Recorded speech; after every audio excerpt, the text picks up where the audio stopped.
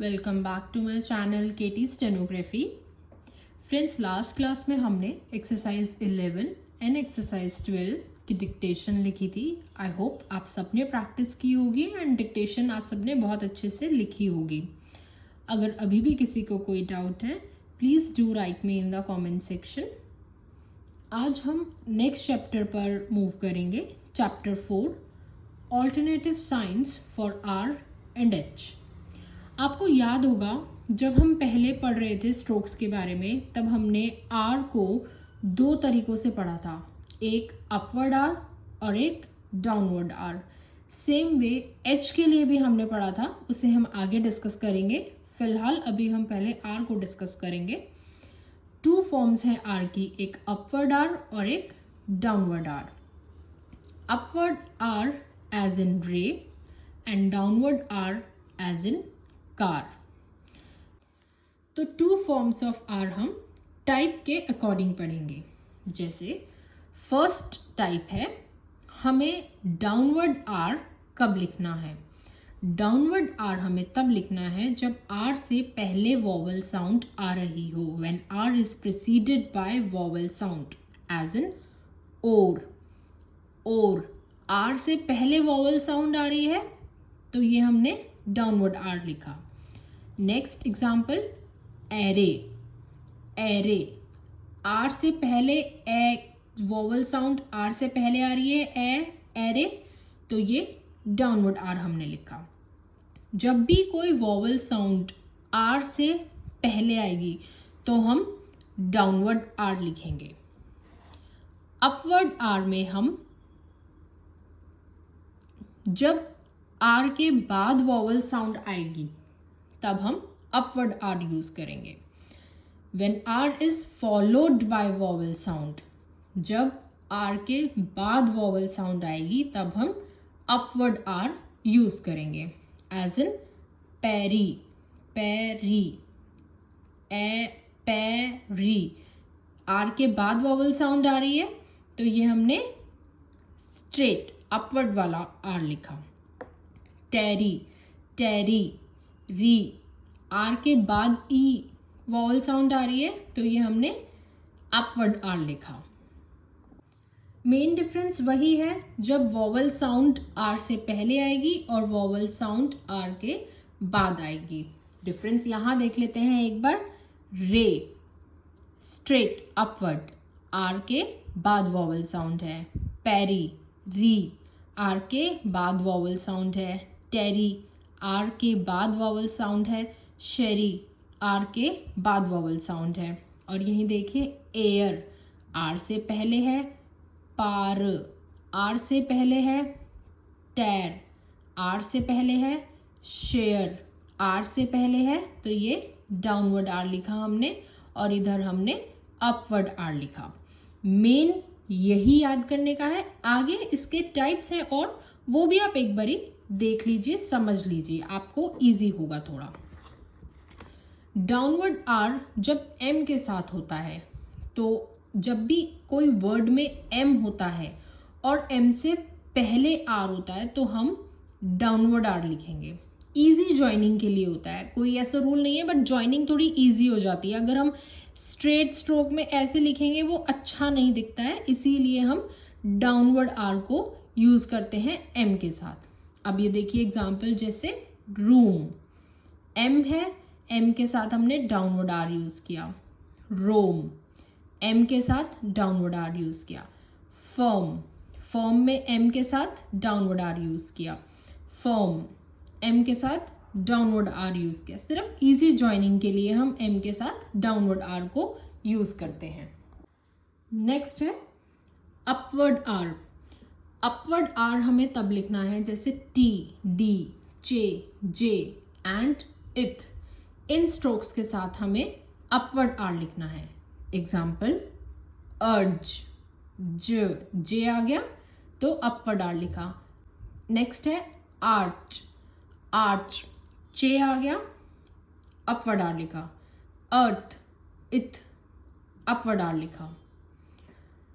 Upward are हमें और कब लिखना होता है? कोई भी स्ट्रेट अप स्ट्रोक होते हैं तो उनके साथ भी हम स्ट्रेट अपवर्ड आर लिखते हैं, जैसे rear, rear straight up stroke है तो अपवर्ड आर लिखा।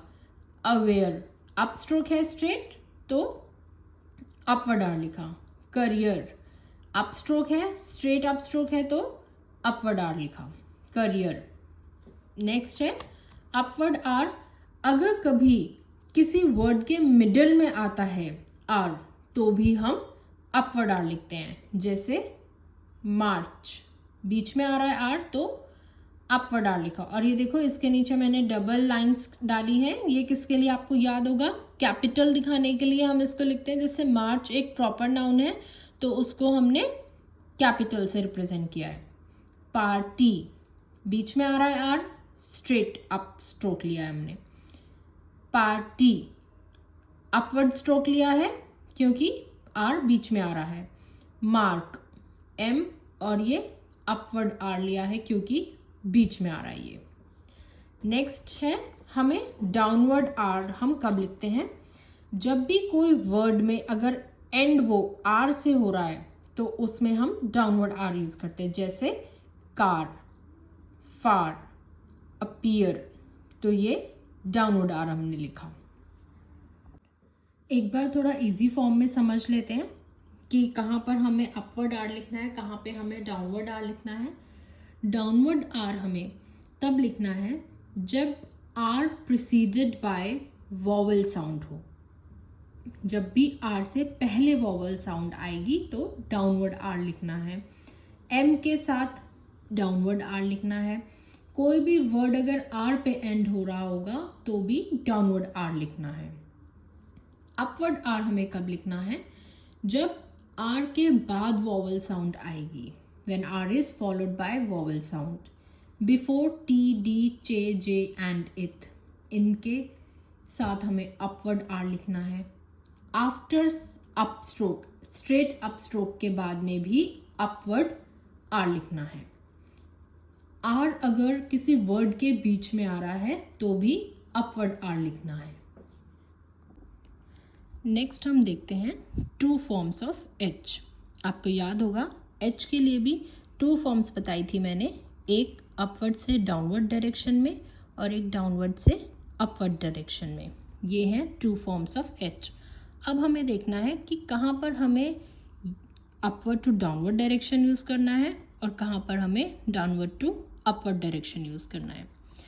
Upward to downward direction as in hay and high, downward to upward direction as in hope and head. और अच्छे से समझते हैं, when H is only consonant stroke, जब H कहीं भी सिंगल फॉर्म में हमें यूज़ करना हो, जैसे he, फॉर एग्जाम्पल he, तो हम उसको upward to downward direction use करेंगे। Hay upward to downward direction, इसमें देखो कोई भी और स्ट्रोक नहीं आ रहा, जैसे पी बी टी डी, कोई और साथ में कोई भी स्ट्रोक नहीं है, सिंगल एच का स्ट्रोक है, तो इसके लिए हम upward to downward direction use करेंगे। या फिर अगर एच के बाद में के या जी के स्ट्रोक आ रहे हैं तो भी हम upward to downward direction use करेंगे, जैसे हेक, हेग, तो भी हमें upward to downward direction use करना है। एंड ऑल्सो जो इनके डेरिवेटिव्स होंगे इन वर्ड्स के, उसमें भी हमें अपवर्ड टू डाउनवर्ड ही यूज़ करना है, जैसे हे रिक, हे रिक, हे रिक, मतलब ही, हे, हेक, हेग, इनके जो डेरिवेटिव वर्ड्स होंगे, जो इनके सिमिलर वर्ड्स जो इनसे इन्हीं से जो क्रिएट हो रहे होंगे वर्ड्स, उनमें भी हमें अपवर्ड टू डाउनवर्ड डायरेक्शन ही एच यूज़ करना है। नेक्स्ट है when H is joined to the other consonants, जब H किसी और कॉन्सोनेंट स्ट्रोक्स के साथ में जॉइन हो। अभी हमने देखा H के साथ कोई और स्ट्रोक नहीं था, तब हमने upward to downward H use करा, या फिर H के इमीडिएटली या फिर H के बाद के और गे के स्ट्रोक्स आ रहे थे तो हमने अपवर्ड टू डाउनवर्ड वाला स्ट्रोक यूज़ किया था। अब हमें यूज़ करना है अपवर्ड डायरेक्शन में, डाउनवर्ड से अपवर्ड डायरेक्शन में। अगर एच के साथ किसी और कॉन्सोनेंट स्ट्रोक्स आ रहे हैं, अगर एच के साथ कोई और कॉन्सोनेंट स्ट्रोक्स आ रहे हैं तो हम downward to upward direction H use करेंगे। फॉर एग्जाम्पल हैप्पी है पी, पी स्ट्रोक आ गया एच के साथ तो हमने अपवर्ड टू डाउनवर्ड यूज़ किया, है P. Hope upward to downward direction में, होप। Head, hang. तो 2 फॉर्म्स ऑफ एच हमने सीख लिया है। एक, जब एच सिंगल होता है, जब एच के बाद के और गे के स्ट्रोक हो तो हमें डाउनवर्ड एच स्ट्रोक यूज़ करना होता है। बाकी सब केसेस में हम downward to upward stroke use करेंगे एच के लिए। अब हम आगे और ग्रामर देखते हैं। हमें कुछ और भी ग्रामर बताए हुए हैं। अब हम कुछ और ग्रामर भी देख लेते हैं। हमने पहले पढ़े थे a, an, all, who, should, to, ये ग्रामर हमने पहले पढ़े थे। अब हम आगे कुछ और ग्रामर पढ़ लेते हैं। ग्रामर में आपको रटना है, कुछ भी आपको याद नहीं करना है। ये एज इट इज़ यूज़ होंगे आपके शॉर्ट हैंड में, इसीलिए आपको इन्हें बहुत अच्छे से रटना है। और शॉर्ट हैंड में रटने का मतलब है आपको उन्हें बार बार लिखना है, क्योंकि जितना आप प्रैक्टिस करेंगे उतनी ही अच्छे से आपको चीज़ें याद रहेंगी। पुट लिखना है लाइट डाउनवर्ड डायरेक्शन में through the line. Downward direction light stroke through the line put. B dark downward direction on the line. आपको याद होगा बी स्ट्रोक हैवी है, डार्क लिखते हैं तो B dark on the line downward direction. Two B भी dark होगा और ये टू आपको याद होगा हमने ग्रामर लॉग लिखा था और ये उसी के साथ जॉइंट बी, तो ये to B dark downward direction में। डिफरेंस या डिफरेंट, डिफरेंस लिखना हो या डिफरेंट लिखना हो उसके लिए सेम ही वे यूज़ होता है। थ्रू द लाइन डी बनाना है, ये आपको पता है डार्क स्ट्रोक होता है डी, तो ये हमने बनाया डाउनवर्ड डायरेक्शन में थ्रू द लाइन। डिफरेंस या डिफरेंट, वो जब हमें लाइन मिलती है ट्रांसक्राइब करने के लिए, जब हमें डिक्टेशन मिलती है वहाँ हम खुद समझ जाते हैं कि वो डिफरेंस है या डिफरेंट है। इट लिखना है टी का स्ट्रोक डाउनवर्ड डायरेक्शन, टी का स्ट्रोक हम बनाते हैं लाइट, उसको हम बोलते हैं इट। इट लिखने के लिए हमें सिंपल एक टी का स्ट्रोक बनाना है on the line downward direction में। हैड भी बनेगा डाउनवर्ड डायरेक्शन में, बट ये अबव द लाइन होगा और ये डार्क स्ट्रोक होगा। डू भी डार्क स्ट्रोक होगा, डाउनवर्ड डायरेक्शन में बनेगा डी का स्ट्रोक डार्क होता है इसीलिए डू भी डार्क होगा, बट ये ऑन द लाइन बनेगा। मच के लिए हम बनाते हैं चे का स्ट्रोक डाउनवर्ड डायरेक्शन, ये डार्क नहीं ये लाइट ही होगा। चे हमारा लाइट बनता है, ये चे का स्ट्रोक ही हमारा मच के लिए यूज़ होता है, बट ये बनेगा अबव द लाइन। विच के लिए भी चे का स्ट्रोक यूज़ करते हैं, ये डाउनवर्ड डायरेक्शन और ये भी लाइट ही होता है, बट ये ऑन द लाइन होता है। तो पुट होता है through the line, B on the line, to B through the line, difference different through the line, it on the line, had above the line, do on the line, much above the line, which on the line. ये आपको as it is रटने हैं। Please like, share and subscribe my channel for more updates.